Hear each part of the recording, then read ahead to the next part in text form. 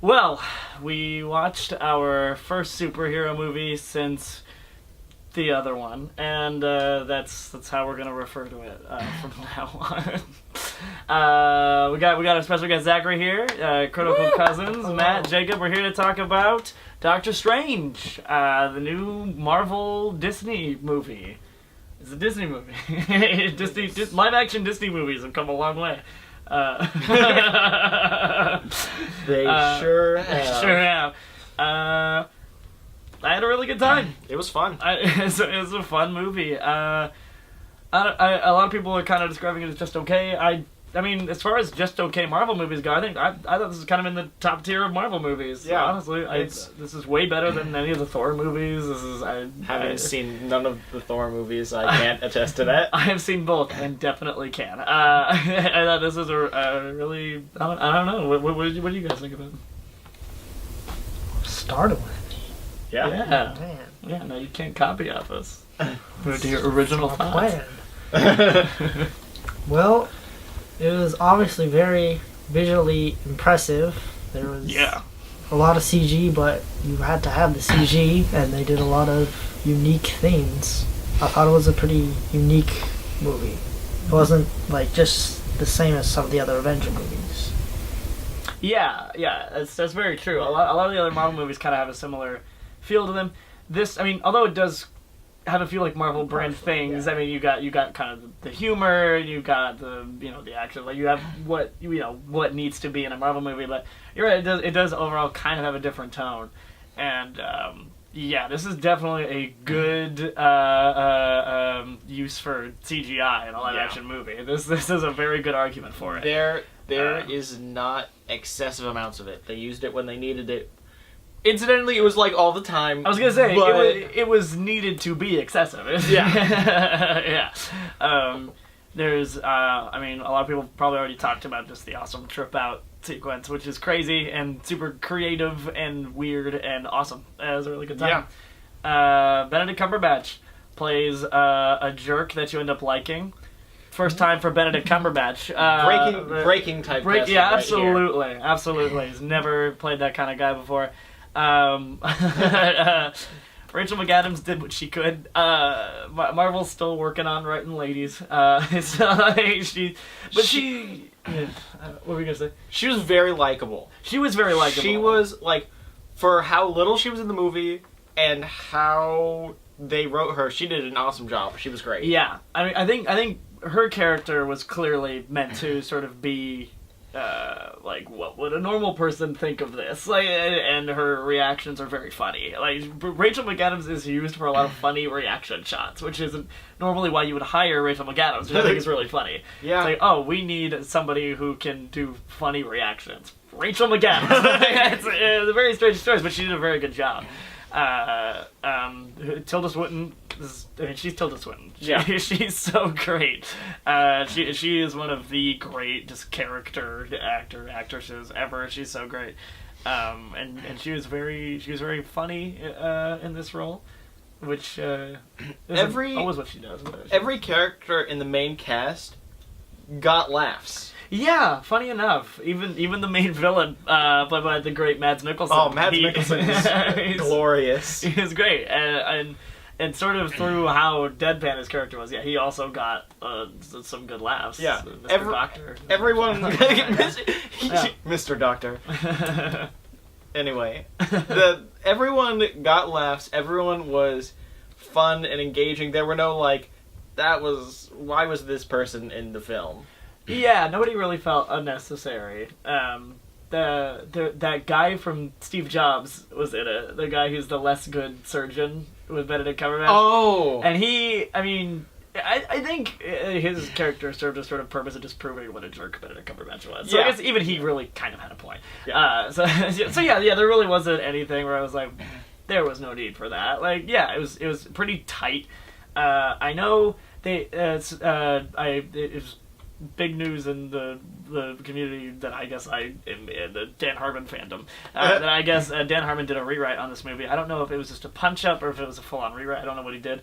But there were some Dan Harmon-y qualities to some of it, especially Doctor Strange himself. He kind of felt like a Dan Harmon figure in some ways. But there's some good banter, some funny one-liners. It's pretty funny, and it's engaging and entertaining. You know, it was a flat 2 hours.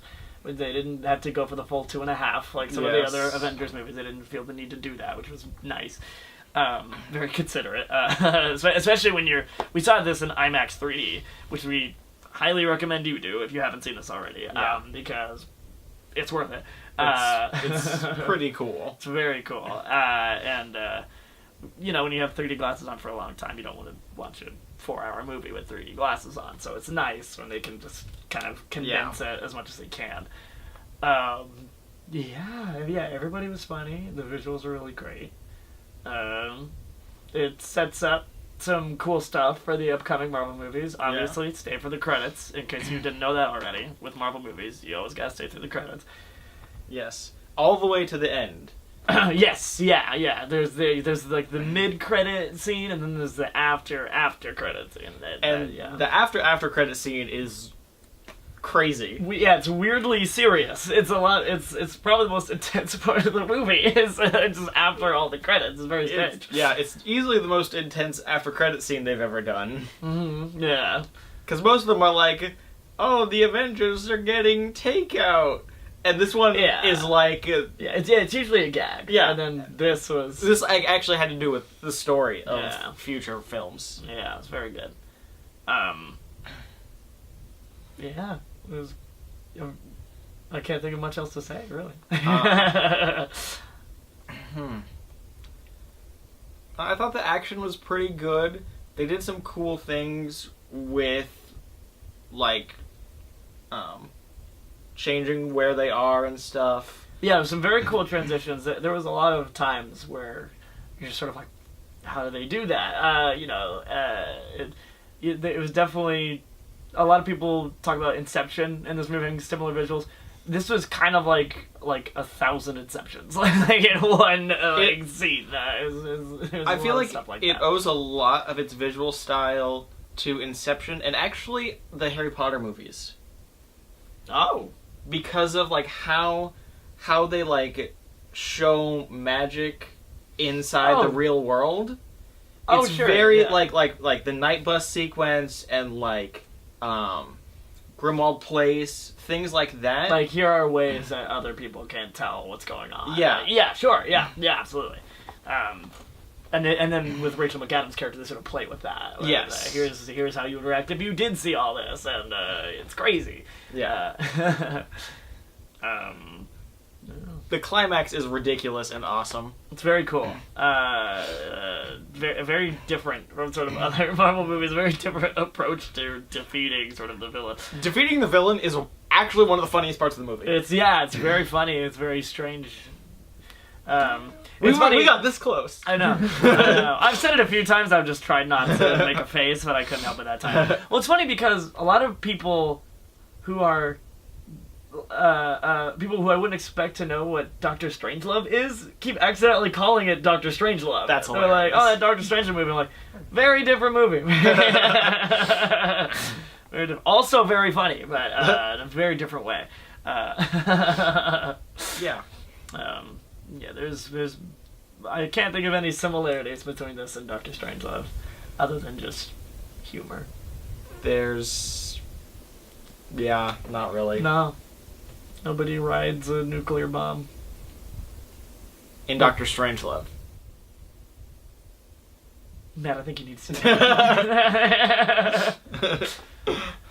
I don't know. I mean, we literally just saw the movie, so these are our thoughts kind of coming up for the first time. It's good. It's good. What much more do you need from a Marvel summer blockbuster?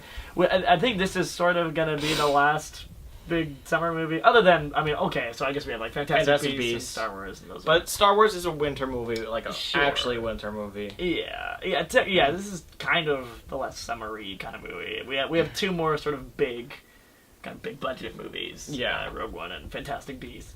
As far as like previous franchise stuff is concerned. Yeah. And then Moana is going to be a big. I mean, if you consider Excited for Moana. Disney to just be its own kind of franchise in a way. Yeah. Other than that, it's going to be a lot of the kind of Oscar buzzy movies. Yeah. That are coming up. A lot now. of them are on their way. All are on their way. So yeah, we have a lot of stuff to look forward to these last 2 months. Sorry, my voice is a little weak right now. I'm not sick. I just have a crappy voice for a couple weeks now. Don't know why. It happens. It does happen. It's because you keep using it. What can I say? Told you not Whoops. I should learn a little more from Zachary. I think we all should.